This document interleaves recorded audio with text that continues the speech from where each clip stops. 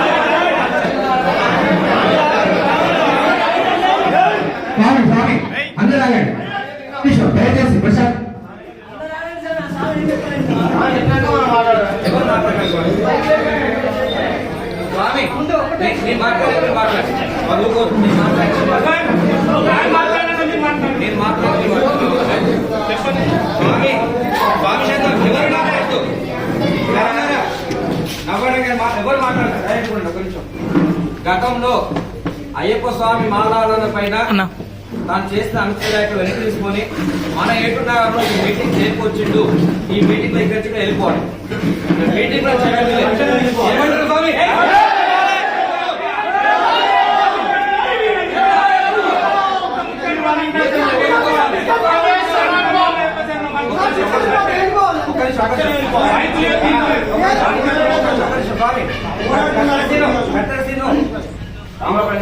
కట్టరసీనేడి ముందుగా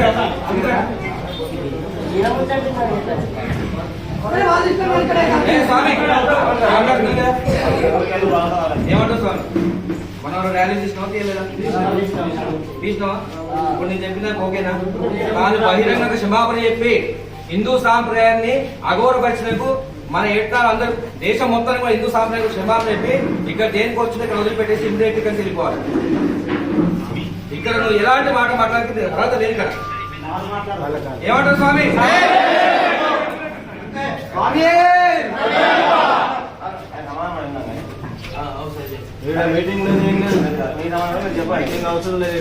ఓకే, ఇక్కడికి విచ్చేసినటువంటి వారందరికీ కూడా ప్రత్యేక జై భీములు, మూఢనమ్మకాల నిర్మూలన ఉద్యమాభివందనాలు. నా పేరు డాక్టర్ బైరి నరేష్. నేను మూఢనమ్మకాల నిర్మూలన మీద పనిచేసే ఒక సామాజిక కార్యకర్త. 120 కిలోమీటర్ల నుంచి ఈ ఏటూరు నాగరం అనే ఏజెన్సీ గ్రామానికి వచ్చింది ఏ ఒక్కరిని బాధ పెట్టడానికో అవమానించడానికో కాదు. ఒకవేళ నా వల్ల ఏ ఒక్కరి మనసు గాయపడ్డా నన్ను హృదయపూర్వకంగా క్షమించడానికి కోరుకుంటున్నాను. రెండోది, ఈరోజు నేను ఉపన్యాసం మీద దయచేసి ఈ వర్గంతో మాట్లాడడానికి తప్పు అర్థం చేసుకుంటాను. ఇక్కడ ఎవరెవరు బాధపడరో వాళ్ళందరికీ క్షమాపణ. ఒక వాక్యం, గతంలో నేను మాట్లాడిన మాటలను కూడా వెనక్కి తీసుకుంటున్నాను. రెండో వాక్యం. మూడోది, దానికి నాకు శిక్ష పడింది, జైలుకు వెళ్ళొచ్చాను, 2,60,000 నష్టపోయాను, 3 రాష్ట్రాల్లో కేసులు అయ్యాయి, 1,200 పోలీస్ స్టేషన్లో కేసులు భరించాను, నా భార్య పిల్లకి దూరంగా ఉన్నాను. ఆ తర్వాత బయటకు వచ్చాక 50 ఛానళ్లలో కూడా నా వల్ల బాధపడ్డ వాళ్ళందరూ నన్ను క్షమించండి, ఇది అయ్యప్ప స్వామి భక్తులకి నాకు సమస్య, మతానికి లేకపోతే మత రాజకీయాలకు సంబంధించింది కాదు, ఇది రాజకీయం చేయొద్దు అని చెప్పాను. ఇది నా వాక్యం. ఇక్కడ నేనేం నటించట్లేదు. మీరు నా YouTube channel Bairi Naresh YouTube ఛానల్లో చూడండి, నటించట్లేదు. నేను ఇప్పుడు 4,600 ప్రసంగాలు ఇస్తే ఒక ప్రసంగంలో అయ్యప్ప స్వామి జననం గురించి నేను మాట్లాడినప్పుడు తప్పుగా ఉదాహరణ ఇవ్వడం వల్ల ఇది పొరపాటు జరిగింది, ఇంకోసారి అలా పొరపాటు కొనసాగించడం అప్పుడే చెప్పేశాను. నేను తిరిగి కొనసాగించినప్పుడు మీరు ఇలా నా సమావేశానికి రావచ్చు, అడ్డుకోవచ్చు. కానీ నేను ఒక ఉన్నత చదువులు చదువుకున్న వ్యక్తిగా, ఈ సమాజంలో ఉన్న మూఢనమ్మకాలు పోవాలనుకునే వ్యక్తిగా, ఒక సంఘానికి అధ్యక్షుడిగా, వేలాది మంది కార్యకర్తలతో ఉన్న నేను ఏ చోటికి వెళ్ళినా వారి మనోభావాలు దెబ్బతీయకుండానే మాట్లాడుతున్నాను. ఒకవేళ దెబ్బతీసినట్టు మీకు అనిపిస్తే ఇలాంటి పెద్దలతో నాకు చర్చ పెట్టచ్చు, కేసు పెట్టచ్చు. కానీ నేను సంవత్సరం కింద అంటే 12 నెలల 16 రోజుల క్రితం మాట్లాడిన దానికి ఇప్పుడు ఈ ప్రాంతానికి వచ్చాను కాబట్టి మీరు నన్ను ప్రత్యక్షంగా సారీ నేను మీకు ప్రత్యక్షంగా సారీ చెప్తున్నాను. I am very sorry. ఒక అంశం దీనికి మీరు నన్ను క్షమిస్తేనేమో క్షమించండి, జీవితాంతం ద్వేషిస్తే ద్వేషించండి. కానీ ఒకరోజు కాకపోతే ఒకరోజైనా ఇతను క్షమాపణ చెప్పింది నిజమేనా? ఆ క్షమాపణ ఈ అయ్యప్ప అంశం కాకుండా ఇతని వల్ల ఈ సమాజానికి ఉపయోగం ఉందా అని కూడా మీరు అన్నా. ఇతని వల్ల ఈ సమాజానికి ఉపయోగం ఉందా, హాని ఉందా కూడా ఆలోచించారు. ఈ రోజు సమావేశం ఏమిటంటే సరిగ్గా 1818వ సంవత్సరంలో బాజీరావు పీష్వా రాజ్యంలో షికానా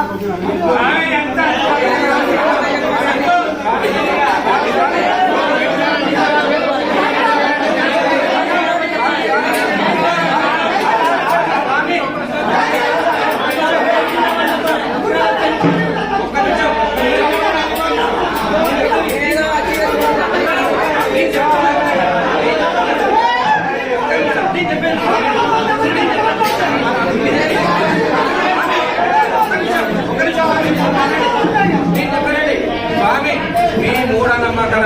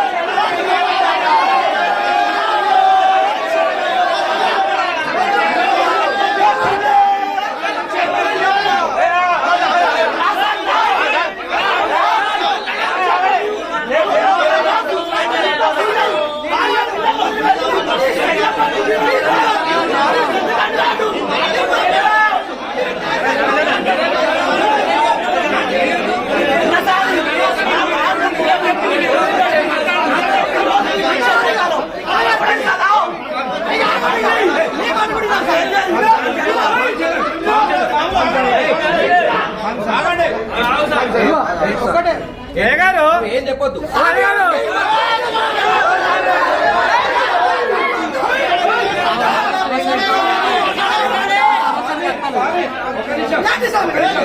ఈ కార్యక్రమాన్ని మన అయ్యప్ప మాల కించపరిచేందుకు మన 7 మండలం తరపున తెలంగాణ రాష్ట్రంపై కార్యక్రమం బహిష్కరిస్తున్నాం. స్వామి వెళ్ళిపోవాలి.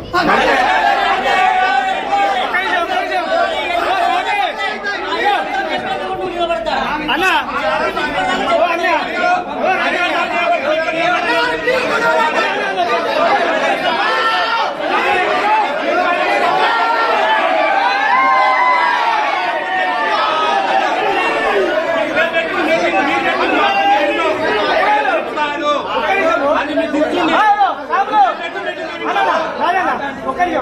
సాములు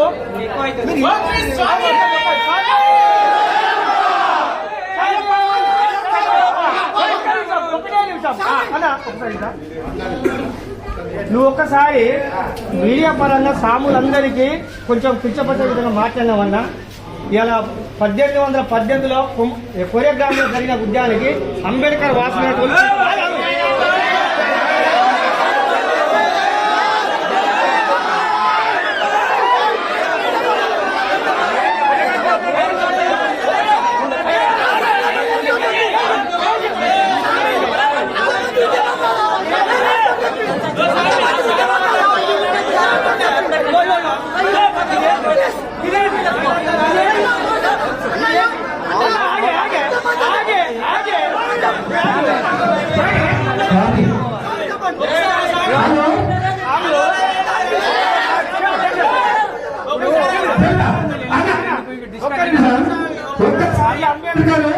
వాసినటువంటి అంటరానితనంగా రోజులలో అయ్యప్ప మాల అయ్యప్ప మాల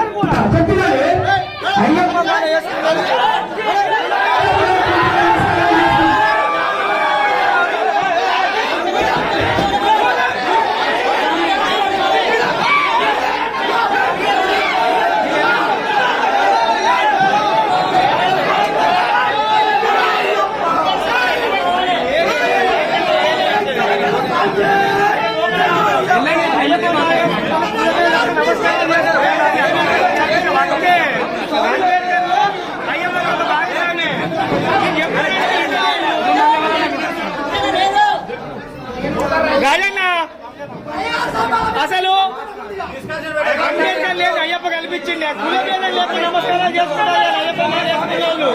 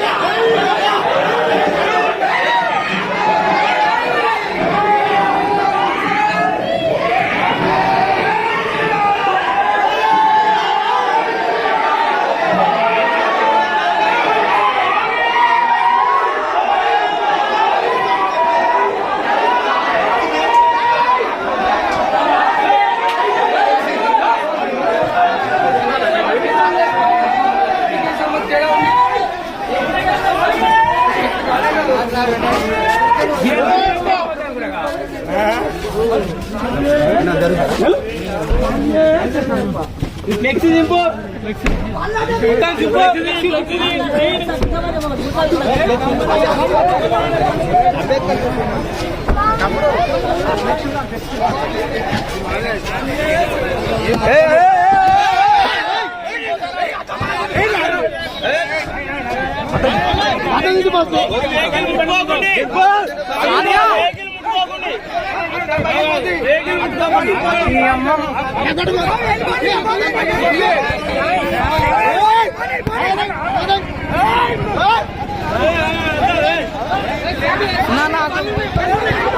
ఈ అమ్మ